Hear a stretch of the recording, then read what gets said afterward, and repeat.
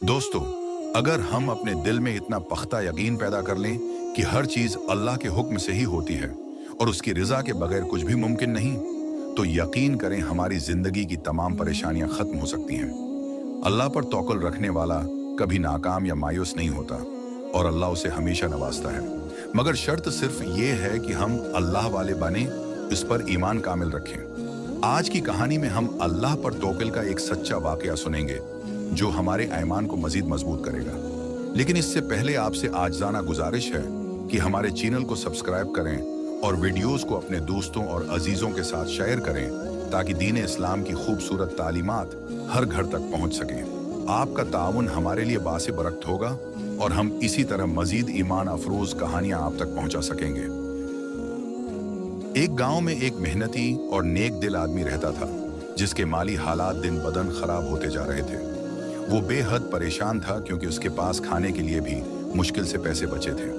एक दिन इसकी बीवी ने मशूरा दिया कि वो शहर जाकर काम करे क्योंकि गांव में रोजगार के मौके न होने के बराबर थे। बीवी ने कहा, तुम्हें शहर जाना चाहिए ताकि कोई बेहतर काम मिल सके, वरना हमें भूखों मरना पड़ेगा।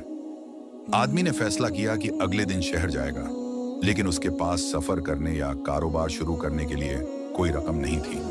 तब वो गांव के एक अमीर ताजिर के पास गया और उससे 1000 दीनार कर्ज मांगा। आदमी दरख्वास्त करते हुए कहने लगा, मैं शहर जाकर कारोबार शुरू करना चाहता हूं और जैसे ही कारोबार चलने लगेगा मैं तुम्हारी रकम वक्त पर वापस कर दूंगा। ताजिर ने उसकी बात सुनी और कहा, मैं तुम्हें 1000 दीनार दे सकता हूँ, लेकिन तुम्हें किसी को जमानत और एक गवाह के तौर पर लाना होगा। यह सुनकर आदमी परेशान हो गया क्योंकि उसके पास कोई ऐसा शख्स नहीं था जो उसकी जमानत दे सके।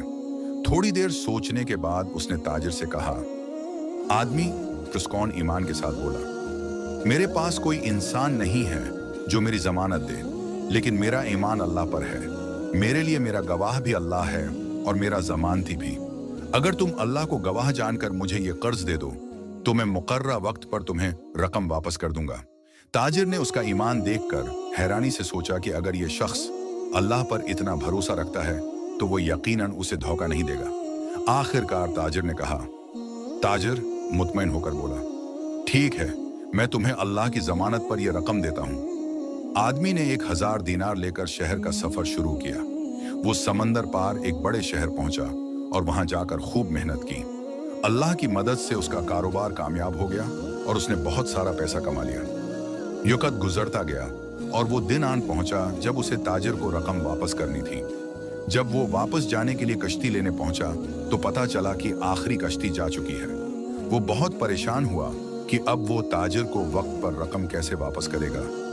आदमी दुआ करते हुए कहने लगा, या अल्लाह, मैंने तुम्हारे नाम पर यह कर्ज लिया है, अब तुम ही मेरी मदद करो ताकि मैं ये रकम वक्त पर वापस कर सकूं। वो सख्त मायूस था लेकिन उसका ईमान मजबूत था।